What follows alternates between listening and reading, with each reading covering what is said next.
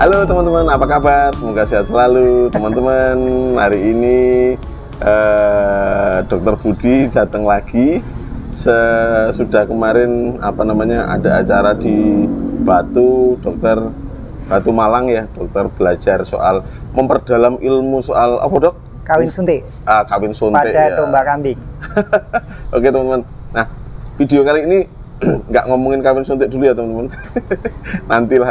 nanti tak buatin video ya. soal bagaimana inseminasi buatan gitu ya dok.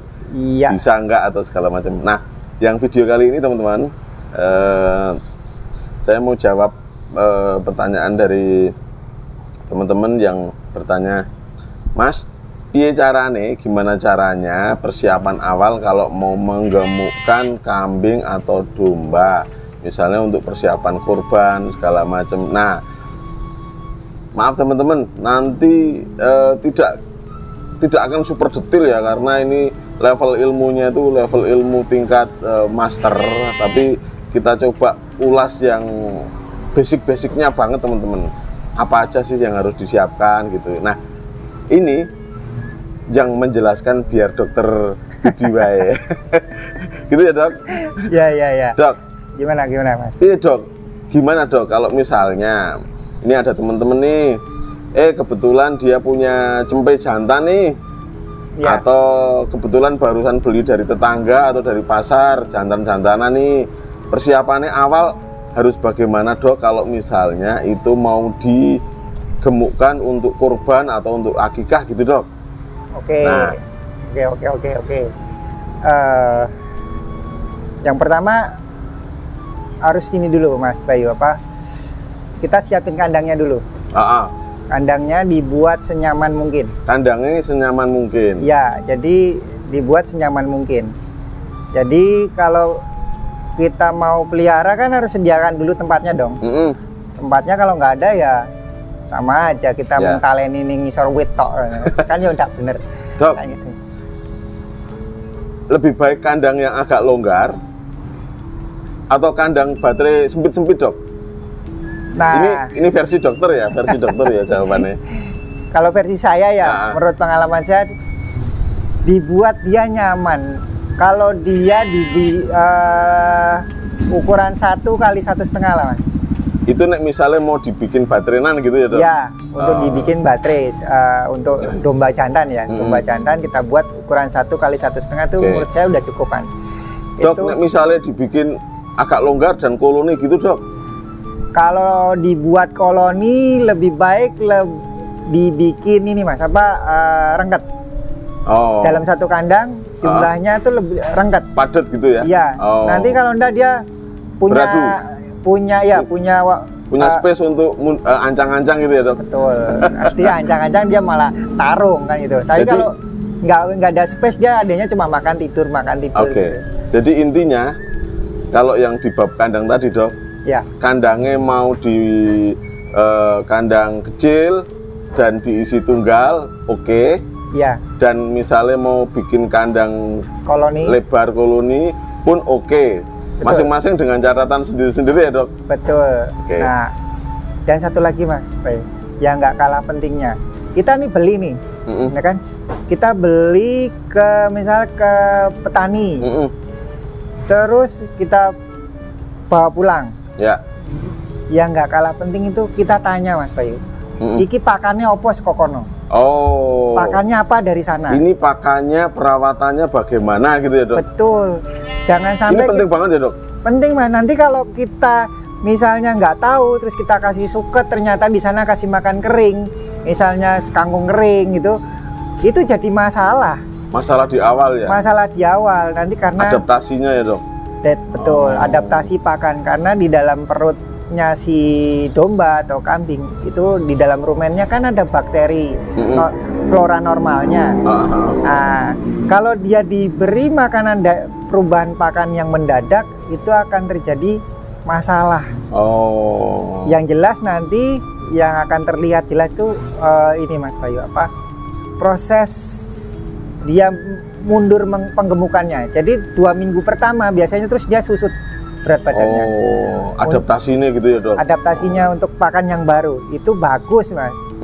Kalau kemudian terjadi masalah, kita kasih perubahan serat, kita kasih konsentrat yang niatnya kan bagus ya Mas. Kita kasih konsentrat, kita kasih ternyata seratnya rendah, konsentratnya tinggi, proteinnya, itu jadi masalah juga Mas. Ternyata di sana mungkin rumput misalnya, itu akan terjadi perubahan pH di dalam rumen.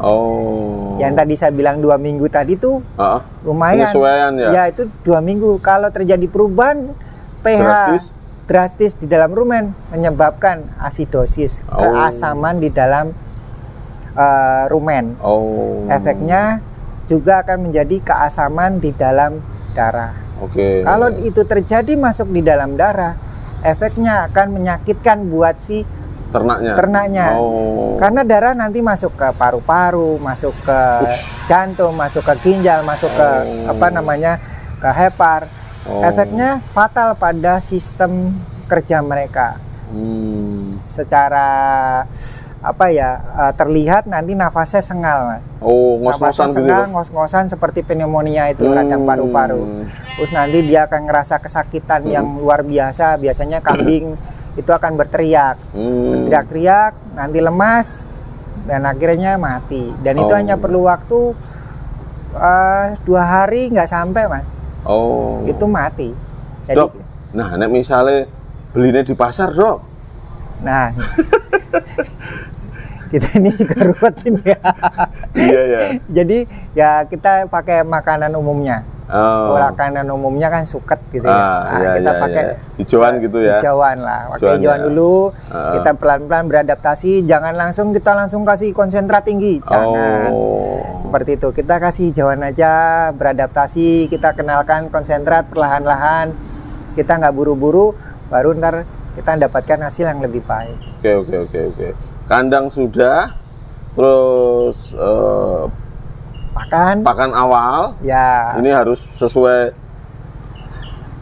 pakan sebelumnya, sebelum nanti bisa beradaptasi dengan pakan yang kita siapkan untuk penggemukan gitu ya Dok. Betul. Nah terus kalau yang lain Dok, misalnya soal cacing segala macam Dok, ya itu juga penting Mas Bayu. Itu kita pemberian obat cacing ya toh. Tapi sebenarnya loh Mas Bayu, alangkah bagusnya kalau sebelum kita obat cacing, kita periksa dulu, kita ambil fesesnya. Kan mudah lah pengambilan feses itu. Nanti kita feses ini serindil ya Dok? Serindil. Nanti kita kasih di kantong plastik, kita bawa ke puskeswan. Itu murah Mas. Murah tuh Dok? Murah, itu satu pemeriksaan kurang lebih dulu itu 5.000. Itu penting juga ya Dok? Penting, nanti kita bisa mengidentifikasi apakah benar cacingan domba kambing kita cacingan atau enggak. Kalau cacing, jenis cacingnya apa, nanti pengobatannya pakai obat model apa, nanti dari puskeswan kan bisa membantu proses pemberian obatnya seperti itu. Itu gratis loh Mas kalau dari puskeswan. Gratis tuh Dok? Gratis gitu. Jadi kan sangat membantu proses itu, dan peternak juga diuntungkan. Soalnya obat cacingnya nggak murah juga ya Dok? Lumayan loh Mas. Ratusan ribu itu loh harganya. Iya. Jadi lebih baik calling puskeswan ya? Ya, itu kan sudah disiapkan sama mereka lah, disiapkan oleh pemerintah. Mantri dan dokter puskeswan juga seneng kok ya Dok? Betul. Nah terus apa lagi Dok? Terus kalau bisa juga dipotong bulunya. Potong bulunya? Potong bulunya, nanti kita bisa lihat kira-kira ada parasitnya enggak, dia terjangkit penyakit kulit enggak, kan gitu. Nanti kan kelihatan bulunya bersih, rapi, kulitnya bersih, rapi. Itu kalau misalnya dia ada parasitnya Mas, itu nanti dia akan mengganggu proses penggemukannya dia. Bukan dia jadi kayak gatel-gatel, dia nggak fokus, nggak nyaman, stres. Nah, harusnya istirahat, tidur siang gitu, dia garuk-garuk gitu ya. Bener, jadi dia stres. Karena dia stresnya inilah yang menghambat proses penggemukannya dia. Seperti itu. Dok, soal misalnya Dok, misalnya ini di daerah perbukitan lah gitu, jauh dari konsentrat segala macam gitu. Nah, adan itu cuman hijauan gitu Dok. Nah itu gimana menyikapinya kalau mau pengemukan Dok? Kan kita juga punya tuh Mas Bayu, hijauan protein tinggi, HPT. Nah, bisa kita berikan. Jadi kita bisa nanam jenis hijauan berprotein tinggi. HPT namanya. Contoh misalnya gamal, Clerecidea, Indigo Vera, ya atau Kaliandra, itu kan jenis-jenis HPT yang memiliki protein tinggi. Kita nanam dulu. Kita tidak lupa juga kita punya makanan pokoknya, yaitu suket. Suketnya ini bebas mau pakai jenis yang mana kan? Rumputnya gitu rumputnya. Ya, harus yang itu pakanan pokoknya loh Mas. Pakan pokoknya ya? Nanti kita itu harus ajek ya dok? Ya ajek itu kontinu teman-teman, harus kontinu. Selalu ada ya? Selalu ada ya? Dalam pemberian pakannya. Nanti tinggal ditambahkan tadi yang berprotein tinggi. Ya tadi seperti gamal, Clerecidea, Indigo Vera, Kaliandra itu kan berprotein tinggi. Bisa itu sebagai jadi bisa ya dok? Penunjang proteinnya. Kita nggak punya konsentrat, tapi kita punya HPT yang bagus. Jadi sebenarnya bagi teman-teman yang tidak bisa mengakses ke pakan tambahan wujudnya konsentrat itu masih berpeluang besar untuk melakukan penggemukan ya dok? Sangat berpeluang Mas. Asal HPT-nya juga didukung ya? Ya betul. Betul itu Mas. Jadi ada protein yang tinggi untuk menutup kekurangan rumput-rumputnya gitu ya dok? Betul. Betul. Dok, kalau kuku segala macam perlu dirapikan dulu nggak?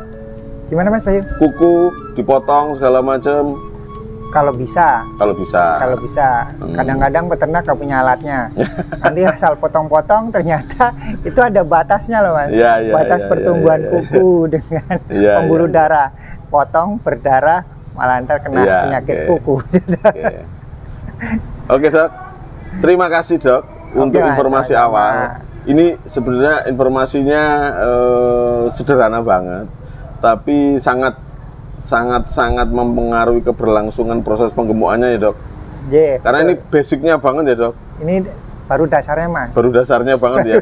Belum yang daging-dagingnya. belum masuk. Karena kan bagi yang pemula itu, teman-teman pemula itu mau bisnis penggemukan kambing domba itu kan terlihatnya sangat menggiurkan dok.